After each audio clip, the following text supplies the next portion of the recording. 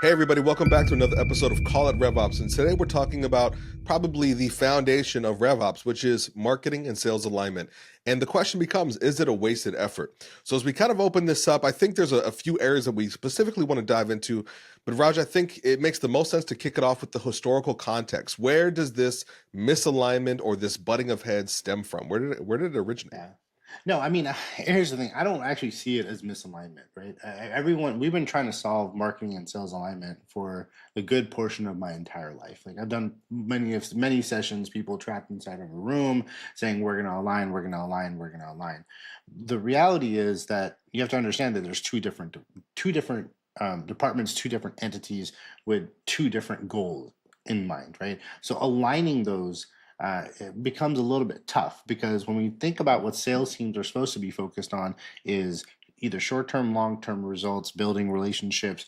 What is their monthly, quarterly quotas? How do they make them hit? Now, marketing generally doesn't have a quota, right? So we're not really under like we are under pressure, but we're not under the pressure that sales is. So now, how do you align two different personality types? And that's essentially what we're trying to do, right? We're saying, hey, a sales, you have a quota to meet. If not, you're out. Marketing, you're going to market and see what sales can close. So I think that's really where, when we talk about alignment, is that you're not really going to be aligned because you can't. If my end goal is to lose weight, or if my end goal is to gain muscle, I have very different things that I have to consume on a day-to-day basis, different workouts, different routines, different agendas, all of it. It's very, very separate.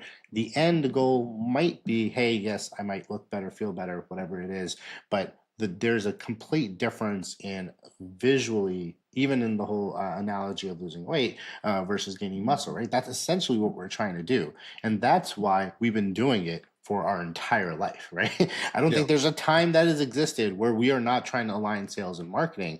And it's a failing effort. We are not going to align because at the end of the game, like at the end, we're two different types of personality types achieving towards one goal, which might be increased revenue for the company, but completely different, completely different playing field from a day-to-day basis.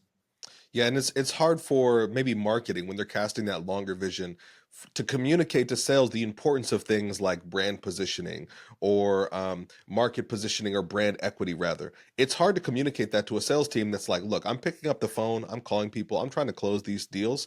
What does that have to do in my monthly timeline for your 2 3 year timeline?" Yeah, they have a quota. Like marketing generally doesn't have a quota, and our quota, in historical context, like is marketing qualified leads. Now we're entitled to show a little bit of revenue, but generally we don't have monthly, quarterly quotas that sales teams has. And guess what? If the sales team doesn't hit their quota, they're done. The marketing team doesn't hit their quota, we're just going to try it again like the next month, right? Like it isn't as cutthroat as it is in sales.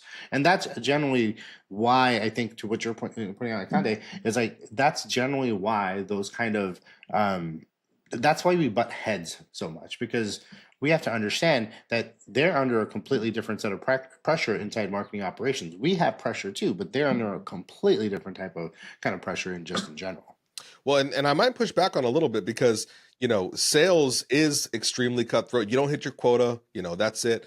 Marketing with technology and with the technology enhancements, with the ability to attribute things a lot more effectively, it seems like marketing is getting a little bit more of that kind of sales-esque vibe when it comes to, hey, if you don't perform, you're out of here. Is that fair You to say? know, in a longer capacity, yes. It's definitely not in a quarter or a month, right? Like if some in some sales companies, depending how fast the sales process is, if the sales process is 2 weeks or a month, well, you have a month, month over month, you have to hit your quota. Whereas marketing, yeah, maybe we might push it out to quarterly. I'm not saying that the pressure isn't generally the same or the end result isn't the same. It's just a longer time for that to develop. Where sales is, hey, you missed 2 months of your quota, you're not even near it, you're done. I mean, that's generally just what I've seen in like the sales industry. With marketing, once again, it's a little bit longer. Like you're not wrong. Like if marketing doesn't get cut, or if marketing doesn't hit their quotas, like it's not necessarily the end goal won't be okay. Well, they're going to get terminated or something's going to happen. But it's vice versa. If you look at sales, for example, if reps aren't hitting their quota, the reps are go. If Hmm. marketing, and to your point, when we talk about the strategic initiative and the long-term vision, if marketing isn't hitting their responsibilities, I would say, because not generally quotas, but if they're not hitting their responsibilities, leadership lets go. Ops stays around. Now it Yeah. switches to the sales side. Leadership stays. The sales rep that isn't hitting their quota, they get low. What a contrast, right, between the two. And I think that kind of leads nicely into our next segment that we want to dive into, which is why do alignment efforts often fail? And I think, there's this idea of better communication, if we can get people in a room, like you were saying. But I think the reality is that the incentives between the teams are totally different. The goals are totally different. Can you speak a little bit more to that as well? Yeah. So let's talk about what marketing is essentially being asked. It's marketing is being asked to show how much revenue is not necessarily generated but contributed, right? That's a key word. We talk about it in attribution, we talk about it in influence. We say marketing influenced or contributed to this much revenue. Whereas in sales, how much did you actually generate? Like, what is the revenue dollar amount that you are actually generating versus just contribution and attribution? And I think that's one of the misaligned incentives where we think, even what you said right now, is like marketing is being asked to show performance and relatability to revenue, where sales is 100% just being asked generate this much revenue. And marketing is then saying, hey, I attributed X amount of dollars to this opportunity, this opportunity, this opportunity, but we're not generating the Hmm. opportunities, right? Yeah. That entire process is still a sales funnel. And this is where, when we talked about marketing versus marketing ops, where marketing operations was like, well, we're marketing too. No, we're the tactical arm of marketing, right? We make things happen. Same thing with sales. We don't generate sales. We generate influence, and that influence is what sales relies on to generate conversations. But revenue generation, like creating an opportunity and saying, we are generating this much, this is what we have in pipeline, that's sales, man. Like that's 1,000% sales. Now marketing influences and contributes to it, and we should get attribution and credit. I'm not saying that, but just know there's two different misaligned incentives, two different expectations of what marketing is doing, what sales is doing. Well, yeah, the most common example that we typically run into, specifically in B2B marketing, is events, right? If somebody goes to an event, who's on site at an event? Typically, the marketing team is going to coordinate the booth, the giveaway, the promo, the lead generation, lead capture at the point of contact. They're doing all of those things. And from their standpoint, potentially marketing could say, look, I've done all of this work to get you these hundreds or these thousands Yeah. of lead sales, time to work them. From sales standpoint, there's that misalignment and why it fails, because they're saying, hey, these people aren't qualified enough, right? So there is this dynamic where marketing feels like sales isn't utilizing what they're giving, and sales feels like marketing isn't giving them the tools that they need. How do we kind of speak to that? I think the idea is that we're talking about two different aspects of the buyer's journey, right?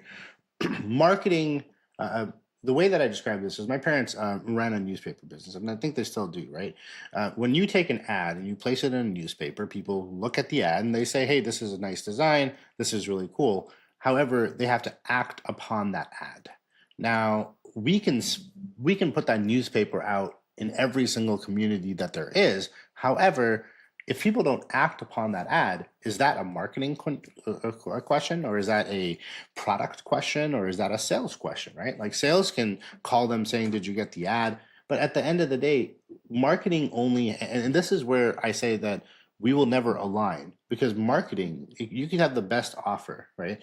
The problem with offers is it's going to attract all types of people. It's up to sales to figure out which person is qualified, which person isn't qualified, and which person is generally like the term tire kickers, right? But that's exactly what I'm talking about, is that that's never going to happen. Like there is no to your point, what you were saying was, how do we solve for that? There isn't a solve for that. Marketing Mm. can put out promotions, Yeah. and it is going to attract audiences. And from those audiences, then we can decipher based off on action or inaction if someone's qualified or not. But that's at that point of sales. It's that movie, the baseball movie, right? If you build it, they will come. That's what marketing does. We build it, and then depending on who comes, that's what sales is involved in at that point. So in the event, like let's say that marketing tries something different or tries something new or says, hey, we're going to adopt this new marketing initiative and this new marketing campaign, but sales sticks to their old same playbook and approaches this this initiative or this campaign in the same way that they've approached every other campaign, what could be the, I guess, the conflict there? Like, what could happen in that scenario where marketing's trying something new, sales is sticking to their guns for the tried and true? Obviously, misalignment is going to happen in that case as well. Um, Marketing is more, how do I kind of put this? And not to like, not to like dog all the salespeople out there.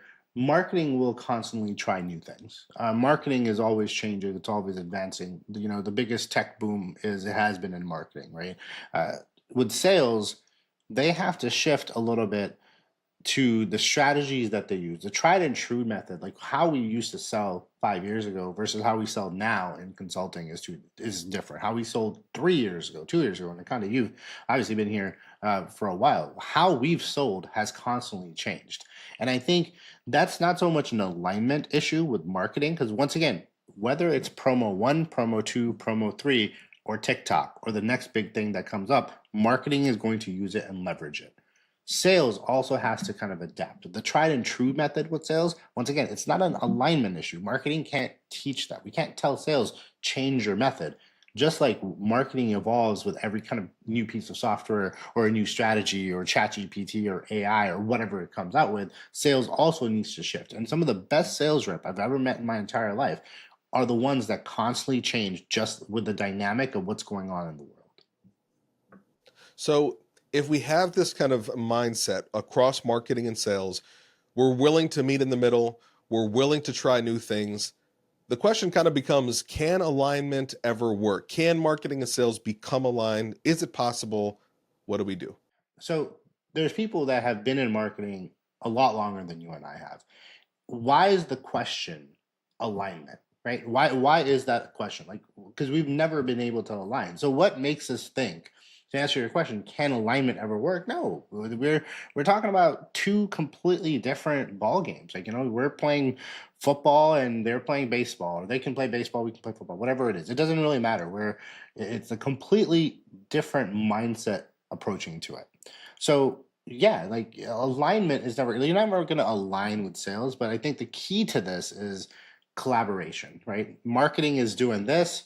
This is our promotion. You guys do whatever you guys kind of need to do. This is what we're generating. If we generate 1,000 interests, so marketing can cast a wide net. It can micro target on an AI and on an industry, but at the end result is still the same. We're just generating people who have interest. Interest always does not translate into opportunities, and that's where sales comes into the mix, right? So once again, I don't think it's more alignment. I think we need to get away from this conversation of aligning with sales. I think we need to get we need to start talking about how do we collaborate with sales to make sure that the marketing strategy coincides with the selling strategy. That's not alignment. Everyone will be like, well, that's alignment. No, that's not alignment, because we're not agreeing to what is qualification. We're not agreeing to a score in a traditional sense. We're not agreeing to any of it. We're saying marketing's focus is this. You guys kind of do your focus and see what we can, and let's see how that works and try something different next time. So then the kind of takeaway, or maybe the most important thing about this entire podcast is probably, if I could summarize it, alignment is never going to fully happen. We need to just accept the team differences, accept the divide between the two. Know and acknowledge that they both do what they need to. And like, maybe to your point, is full alignment even desirable, right? Is if you have marketing and sales with different objectives, different teams, different focuses, if they come and meet somewhere in the middle, maybe the core thing will be lost, right? Maybe the main thing won't be the main thing anymore. Yeah, and I think the idea is that full alignment, whatever word you want to use, full alignment might not be the end all solution. I think if there is collaboration and fostering of mutual respect between all departments and understand that your incentive and my incentive is very different, I think that's generally what we've seen work. We've just seen more collaboration occur rather than actually being fully aligned with what sales is going to do, or what marketing, or what marketing expects out of sales and what sales expects out of marketing, right? Thanks again for tuning in on this week's episode of Call It RevOps, and we'll see you next week.